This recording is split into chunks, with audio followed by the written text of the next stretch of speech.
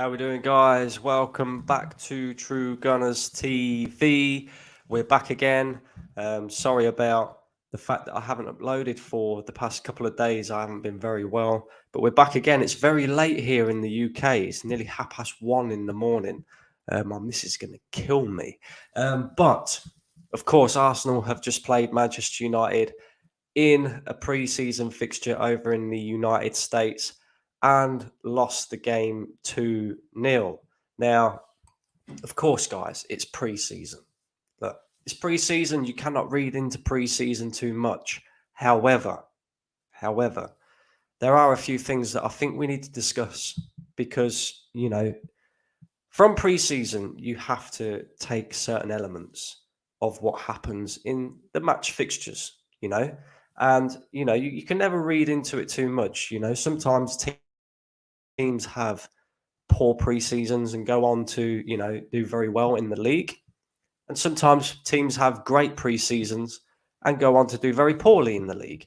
However, it was a fixture that is basically a Premier League fixture against one of our rivals who are going to be up there fighting for the league title next season. Manchester United will, mark my words, because they will get at least 2 more signings over the line, I believe. I also believe that we need 2 more signings over the line as well. But in terms of the game tonight, very, very, very poor showing by Arsenal. Now, I thought Manchester United pressed better than us. I thought they worked harder than us. I thought they looked sharper than us as well. Now, that is, I would say, forgivable because maybe they're just ahead in terms of fitness at this stage of pre-season in terms of where we are. Maybe they're just that little bit further ahead. They're that little bit more fitter than what we are. So you can accept the fact that, we got outworked a little bit tonight, right? However, having said that, a few worrying performances tonight by Arsenal and a few worrying things, that are kind of starting to line up a little bit for me. Of course, last season, our midfield was, reasonably good. Thomas Partey, Granit Xhaka. Granit Xhaka, I've never been a massive fan of the guy, but he had a very good season for Arsenal last season. Thomas Partey also had a very good season for Arsenal up until the last sort of 10 fixtures where he had a major, major drop-off. And if we go to the midfield tonight, obviously we signed Declan Rice for £105 million. In my mind, that's going to be a very good signing. No doubt about that at all. You can tell, he's not quite up to speed though. He doesn't look like he's 100% fit. No surprise at all. This is a guy that played, a lot of fixtures for West Ham last season, all the way up until the Conference League final. He also barely had a little break either because he had to go and play, for England as well in the international friendlies. So it's going to take him a little bit of time to get up to speed with where Arsenal are, where he needs to be on the pitch, and the system that he's going to be playing in. But you accept that from Declan Rice because you know what you're going to get from Declan Rice. Kai Havertz, though, guys, I'm sorry, but originally I backed this signing because I said, do you know what? The manager wants him. I trust the manager. 65 million, probably something that I wouldn't have done. Massive, massive risk, But Mikel Arteta, we've got to trust him. He got us into a title race last season. Time to trust him now because he knows and he should know. And the fan base should be on the same page this season as well. He has to win now. There's no more excuses left. He has built his squad. He's spent a lot of money. This is his team with a lot of money spent. After last season's showing, he has to win. It's as simple as that. Has to win.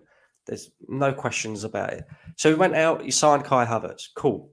If that's your man, cool.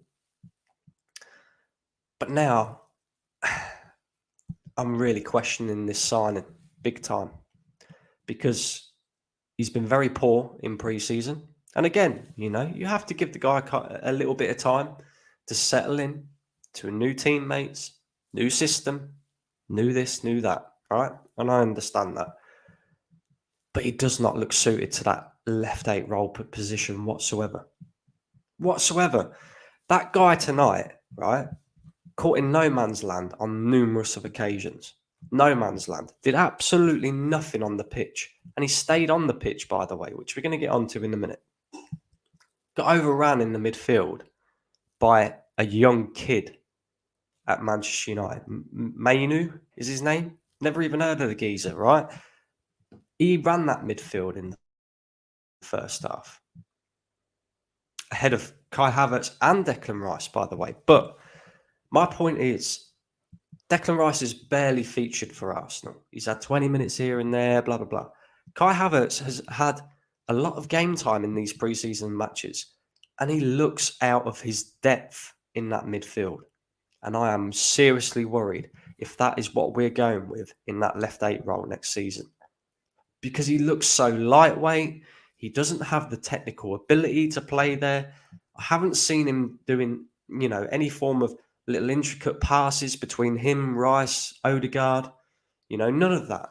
None of that at all. The guy, hey, I don't know. I don't know. I really don't know about this guy whatsoever. And like I say, it's worrying time. It's a worrying time if you're an Arsenal fan. And that's just being up straight and honest, because he has shown me nothing to say, yeah, that warrants, going out there and paying £65 million. I can see what Arteta is trying to do. I can see where he's going to kind of fit into this team. I haven't seen anything from it. If anything, I'd be knocking on Chelsea's door right now and saying, can we get a refund, please, guys? Yeah? 60-day policy, 90-day policy, refund policy. Because it's looking to me like this £65 million that we have forked out on Kai Havertz is going to end up being a waste. A massive, massive waste. As I've said about him before, jack of all trades, master of none. Right? And that's all well and good. If you only need him as a squad player, that's fine. But if we're going with him and Declan Rice in our midfield next season, we're finished. Finished. We cannot run a midfield. It's just like, it makes no sense to me whatsoever. And then, right, you get the opportunity to play Partey and Rice together. And let's have a look, see what they're like, when they play together. Because that makes more sense to me. You got Declan Rice there. He can play in the 8 role. He can play further forward. He can play in the 6. Even Thomas Partey can play in the 8 and the 6. We've seen Thomas Partey, go further forward in attacking areas for Arsenal last season. Scored a couple of goals. You remember the great goal against Tottenham from outside the area. So he can play that role as well. So you can kind of interchange them two a little bit. One does defending, one goes forward. And in other moments and other times during the game, you can interchange. You can't interchange Declan Rice and Kai Havertz. Kai Havertz is nowhere near defensively sound to be able to interchange with any of them. Even Partey and Havertz, I don't think that would work either. So this Havertz one is a big, big question mark. But anyway, we had the opportunity to see Declan Rice and Thomas Partey as a midfield double. And he took off Declan Rice and he put on Thomas Partey, but he kept Kai Havertz on the pitch, even though he absolutely stunk the place out. Absolutely stunk the place out. Question marks. Big question marks for me. Big, big question marks for me. He's talking about he wants to keep Partey. He wants to use Partey and Rice together. Why are you not testing it out in this pre-season? This is what pre-season is all about, bro. Yeah? At the end of the day, that was a Premier League fixture tonight against a rival. Now, regardless of whether it's pre-season or not, it's still Manchester United. Is it really a pre-season fixture when you're playing Manchester United? Not really. I mean, let's be honest. You see some of the tackles from Lisandro Martinez tonight. Did it look like he was playing a friendly? Not at all. It was a competitive match, and it's a chance for you to, see your players up against one of your rivals before the season's kicked off. And both teams played strong starting 11s from in the first half. Both teams had a go at each other, but like I say, Manchester United looked a lot more, a lot fitter than us. They pressed a lot better. They looked sharper. We was very, very poor. Very, very poor. And that's not just Kai Havertz, that's all the players. But when you look at elements of the Arsenal team, Kai Havertz stands out like a sore thumb. Yeah. Aaron Ramsdale tonight. Let's talk about him. Because again, he's conceding a goal. It's pre-season, by the way. And I'm not blaming Ramsdale because Ramsdale by no means was any part of the reason why we lost the league last season, right? If anything, he pulls off some outstanding saves at times, Aaron Ramsdale.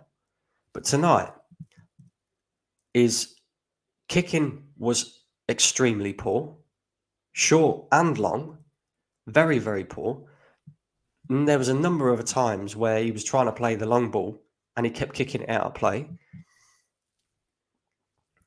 And then secondly, you concede in the first goal that you concede is a shot that you should be saving. Now, the reason why I criticise this is because this is something that we've seen from Ramsdale ever since he's come to Arsenal.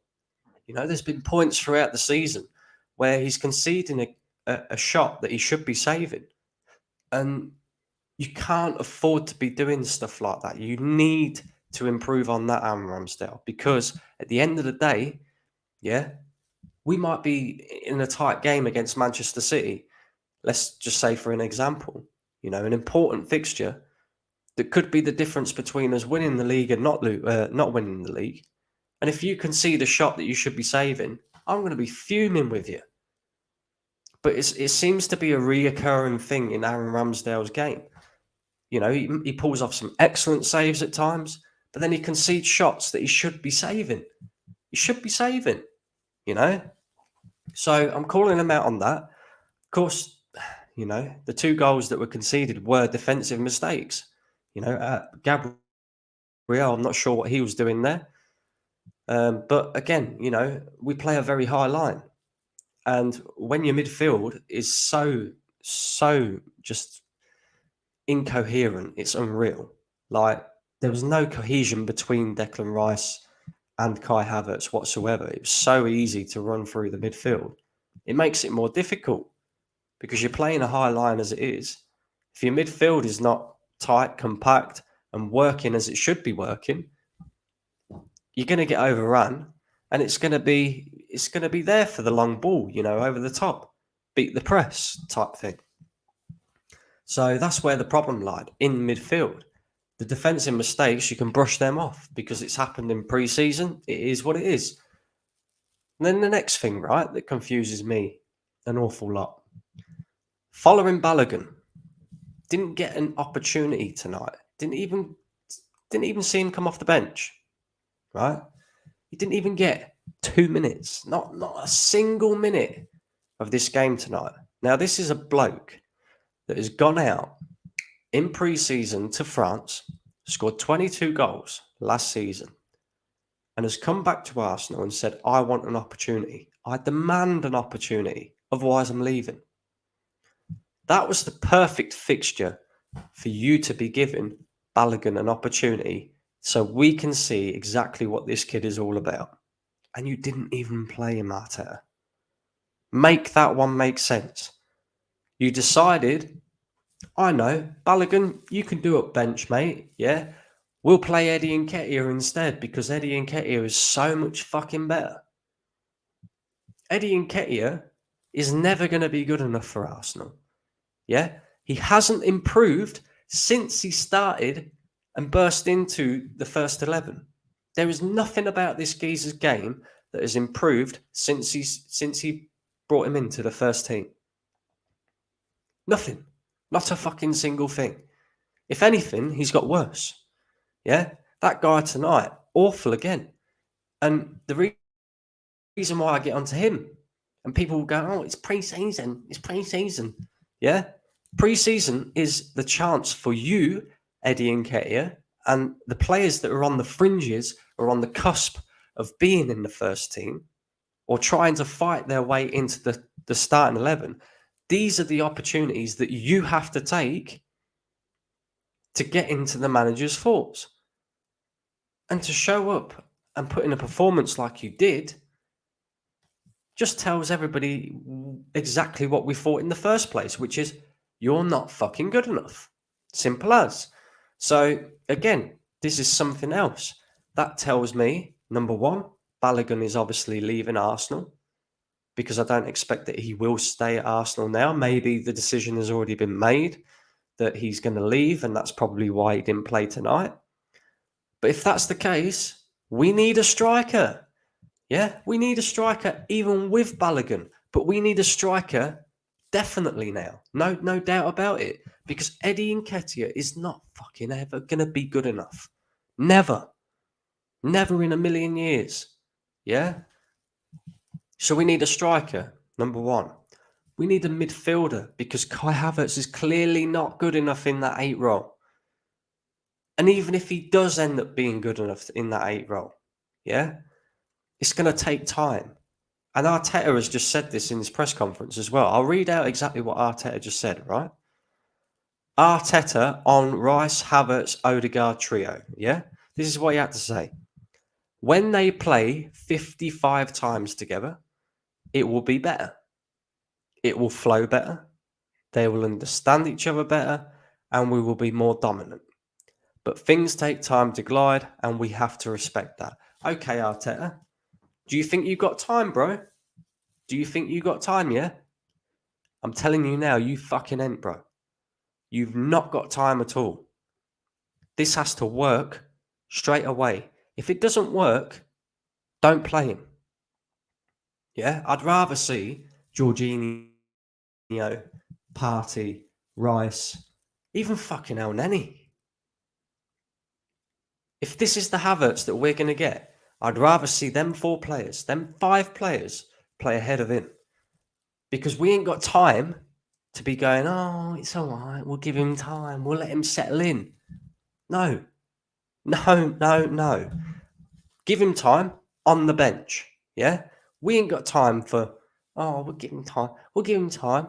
No. He's got 3 pre-season games left. That's it, yeah? If he's not good enough by the end of them 3 pre-season games and he's not doing what we want him to do, he's doing up bench. Because if he isn't doing up bench, yeah, you'll be sacked by Christmas, my friend. Because if Arsenal are not competing for the league title this season because of a decision that you've made to trust in a player that is not showing it, then I'm afraid you deserve to be sacked. It's as simple as that. This season is you have to win. Do you understand that, Mikel Arteta? Because it's sounding like you don't. We ain't got time for Kai Havertz to be settling it. We know that Declan Rice will settle into Arsenal. Yeah, we know that. We know what we're going to get from Declan Rice. Hence why we spent £105 million on him. Hence why all the other top teams in world football wanted him as well, including Manchester City. Yeah? Nobody wanted Kai Havertz. Even Chelsea didn't want Kai Havertz. Chelsea went 65 mil. Thank you very much. No problemo. We'll put that towards Caicedo. Cheers, guys. And we went, yeah, we'll give it to you. And now it's looking like it's going to be a big mistake. A big mistake. Because we've decided to bring this guy in to replace Granit Xhaka. Cool. Fine. And it doesn't look like it's working in the way that Mikel Arteta wanted it to. Well, now we're going to see just how good of a manager Mikel Arteta is. Because after these next 3 pre-season games, if Kai Havertz is still not at the level and he decides to start him on the first day of the season against Nottingham Forest and he throws an absolute stinker, you've already started on the back foot, Mikel, and it's not good. Not good. The expectation this season is to win. Win. None of this, oh, well, he needs time to settle. Oh, well, trust the process. Oh, this, that, and the other. No. You win now. £700 million nearly spent. You win. Anyway, guys, I'm going to get into your comments. So let me know your thoughts and feelings. Also, make sure you're slapping up them likes and make sure you subscribe to the channel if you're new as well. What we're saying, Havertz out, Jorginho out. I don't mind Jorginho. He's better than Havertz. I would not even let Havertz cut up the oranges. He looks so unmotivated. I don't think he's unmotivated. I just don't know if he's the right player to fit the system, mate. To be honest with you, I look at him and I think he hasn't got any attributes. Well, he's got the attributes to play the 8 role, but he doesn't use them. Like I said, I haven't seen any intricate passing between him and Odegaard and Rice. They don't look like they have the understanding between them on the pitch, which you get that. You understand that. You know, the 3 new players playing together never played together. But you would at least think that you would have seen something, some individual quality from a player that's cost you £65 million. But I haven't seen anything, you know. Thought Managerial outworked and nullified, 100%. Brandon, talk about Mainoo from Man United. Man dominated your whole midfield. He certainly did. He certainly did. But what I will say is, you know, Man United fans that are getting gassed about Mainoo, I understand it because we've got a similar thing, you know, at Arsenal in Ethan Nwaneri. Very, very good top, you know, top talent. Only 16 years old. You see what he did, you know, last week against Nuremberg in Germany. Looked very, very good. But can they do it at the highest level in the most competitive league in the world, in the Premier League? And yes, he played Arsenal tonight, but it's a pre-season friendly. It's completely different. But I understand the hype. Havertz is an even poorer Peter Crouch. Yeah, he's similar stature to Peter Crouch as well. Just probably not quite as skinny. No excuses for Arteta now. 100% Scott. Big up yourself. You are overreacting, in my opinion. Okay, Ashley. I'm overreacting. Why? I'm pointing out things that need to be improved on at Arsenal. If these things do not get improved on, mark my words, we will not compete for a league title next season. Is your expectation the same as mine, Ashley? Yeah, my expectation is win next season. And I'm not even saying win the league because I don't know how anybody can sit there and say you have to win the league when you're up against a team like Manchester City. You know, I think there's context that has to be there. But no doubt, without a doubt in my mind, we have to compete again next season for the league. But the biggest thing is we have to win a trophy next season. 3 years we haven't had a trophy. And ironically, if you go back 3 years ago, when he won the FA Cup, he won it with Arsene Wenger players, Unai Emery players. Now he's got his players, he's won fuck all. So, you know, expectations have to be there from Arsenal fans. You know, it is what it is. Big up Brandon, big up yourself.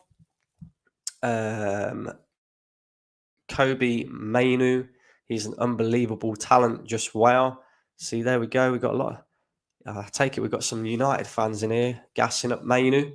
Big up Scott, Lowell, Crouchy, Rice and Party. Yeah, exactly. Rice and Party has to be the midfield going into next season. So was that another nail in the Vieira coffin? Look, Vieira's shit anyway. You know, we've just got 2 number 8s now that are absolute crap. Kai Havertz and Fabio Vieira. You know, both lightweight, both about as skinny as a bloody stick and have no physical attributes whatsoever. And they're just crap. They're crap. They're rubbish options.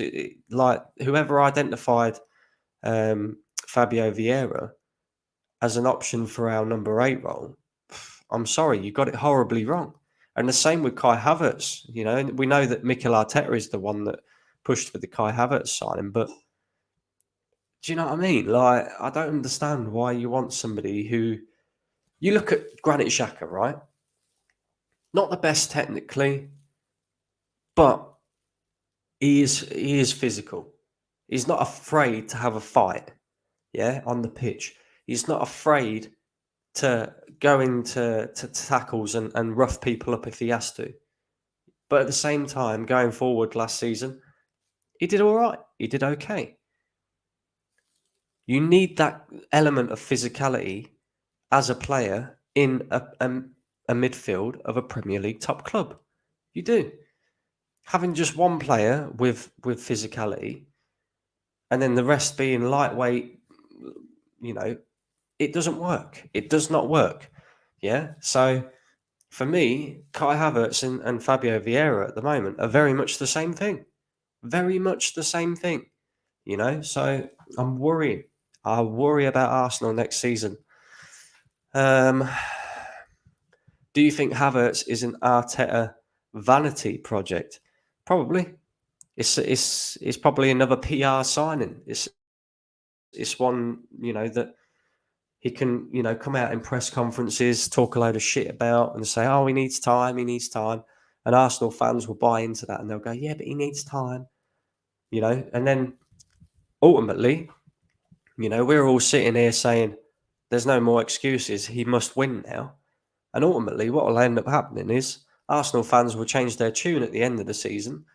You know, if he wins nothing and go, yeah, but, you know, it's because he signed Havertz and he needs time. Just let him settle in. Any excuses? Yeah, no excuses this season. It's win or sack. Done. That's it. Win or sack. Yeah, and that's not even because, like, people call me a hater for that because I've been on this manager's case ever since he was, you know, brought in as a manager. The fact and reality is, Arsenal Football Club, yeah, 4 years in a job, £700 million nearly outlaid on players. The expectation has to be there. And if it's not there, right, and it doesn't happen, sack him and move on to somebody else who can win us stuff. Why are we happy being losers all the time? I don't get it. Do people realise how important Zinchenko is now? Zinchenko is important for his inverting role in the midfield. Yeah, 100%. 100%. You know, in the way that we want to play on that side. I get that. But also, people tend to forget Zinchenko is very defensively deficient as well. You know, when he does that inverting role, it's great when we're going forward. It's great when we're dominating the ball. But when we have to defend, you know, look at last 8 to 10 games of the season last season. How many times did we get caught down that left-hand side? Because Zinchenko was out of position, you know, or he didn't defend his area very well, whatever it may be. So, yeah, Zinchenko is important for the way that we want to play. But also, defensively, we lack in that area when he is playing. So there has to be a solution to that as well. But I get your point. I get your point. Just make Trossard box to box, plays everywhere else. Do you know what, Scott? Yeah, me and you are on an understanding because I just said the same thing on the football terrace. Why can't Trossard play in the 8? Look at how Granit Xhaka played for Arsenal last season. Yes, he had a certain amount of defensive duties. Not much, but a certain amount of defensive duties, right? But he was mainly used as a box-to-box midfielder that goes forward and attacks. Trossard has all the technical ability. He has all of that to be able to play that Xhaka role. The only thing that he'd have to work on, obviously, is his defensive side of his game. But apart from that, I would trust Trossard in that role more than what I will Kai Havertz at this moment in time.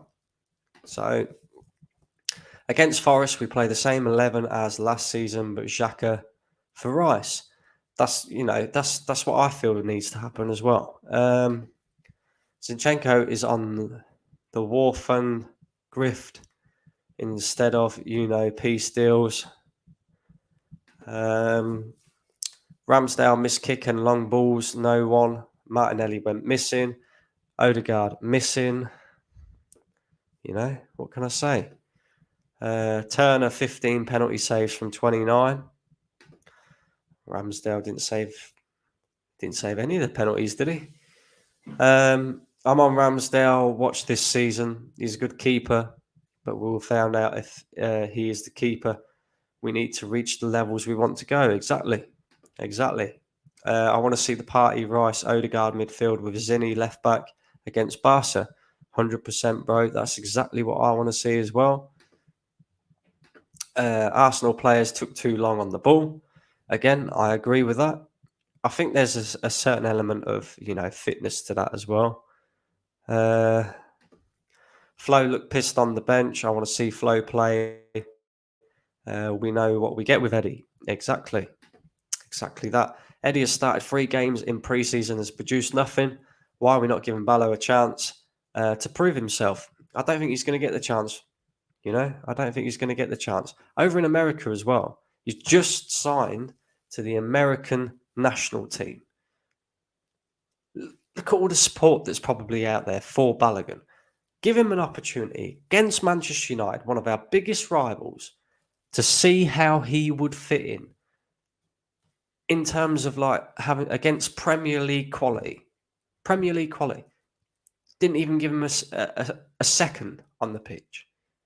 How does that make sense? And this is why I still don't have full trust in this manager, because he proves to me time and time again that he still makes big errors. Balogun home crown 2, suspect.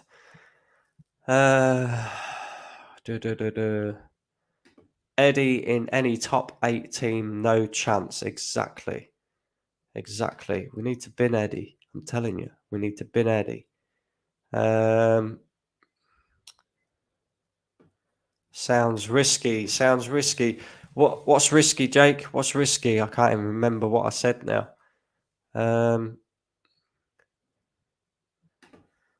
Brace yourselves, guys. About to get more ugly. Interesting. Not confident with Eddie up front. Kai has the ability, but his mind is stuck in Stone Age. I mean, Mainoo outclassed, cooked Rice and Harvest. Is that what we're calling him now? Harvest. He's at the end of the harvest because he is shit, mate. I'm telling you, he's crap. I do think you're being too emotional for this loss. Okay. All right. That's your opinion. That's your opinion. If you think I'm being too emotional, that's fine. I'm just worried. And I'm going to voice it because I'm worried that, maybe we might not end up being where we think we're going to be this season. I'm worried for your manager. You should be worried for Arteta as well. There's big pressure on him this season. Big pressure.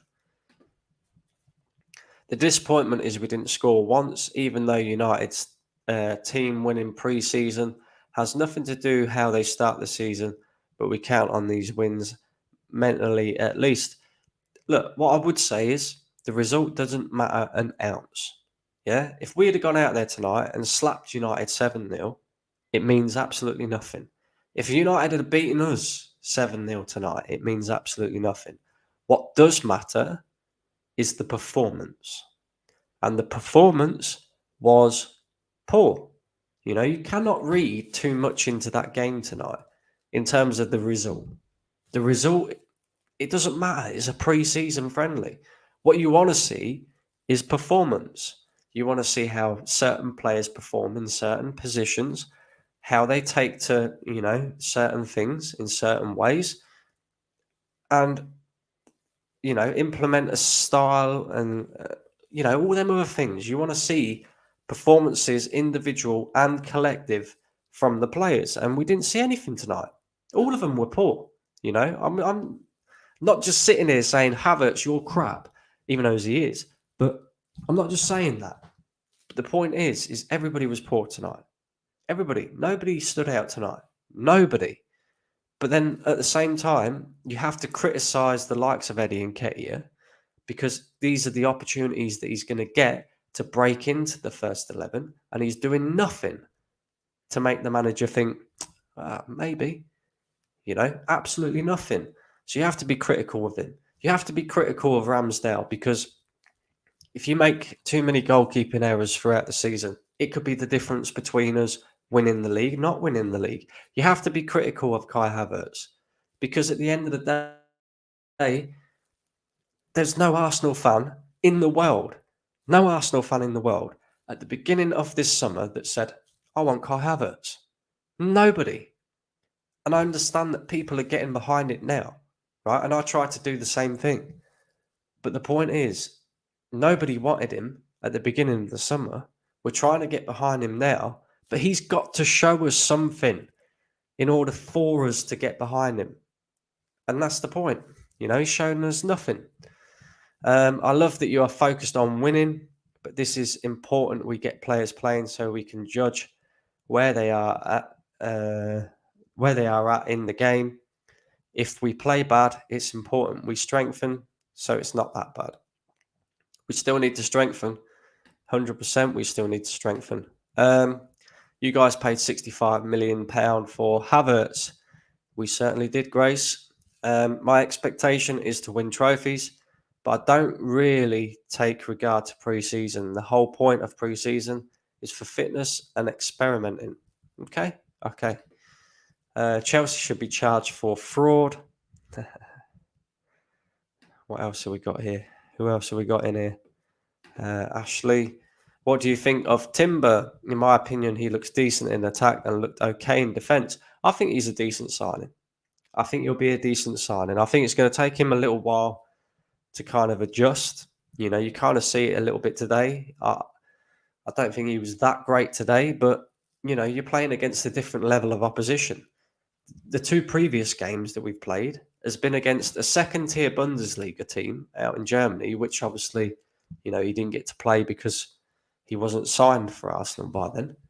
And MLS All-Stars, which are basically, I don't know, bottom of the Premier League level / Championship level team. Do you know what I mean? You can't gauge anything from them two games. Today's game, you can gauge elements of, what's going on, because it's against the Premier League rival. So yeah, I think Timber will be a decent signing for Arsenal. Trossard has to be someone on the pitch. He's a baller. Imagine playing inverted against Madrid in Champions League or get smoked by Vinicius and Rodrigo. We're going to have to wait and see, my bro. I don't want to speak too much because people might start crying a little bit. Arsenal will not make it in the top 6. Woo! That is a statement and a half. Arsenal will not make it to the top 6 this season. Okay, we will see, Peter. Arteta totally out of his depth has been this last 3 years plus. Okay. Sue here says, if he is not going to give Balogun a chance and play him, what was the point in taking him on the tour in the first place? Very disappointing not to see him play. I agree. I agree. This is the perfect game to give him an opportunity. He didn't bother. Arsenal will regret letting Partey go. They should keep him or upgrade him with 2 elite midfielders. I think Partey is staying now, Stella. I think Partey is staying at Arsenal now. Good job and all, because I tell you what, next season will be long if we ain't got Thomas Partey. Ten Hag knew how to beat us again.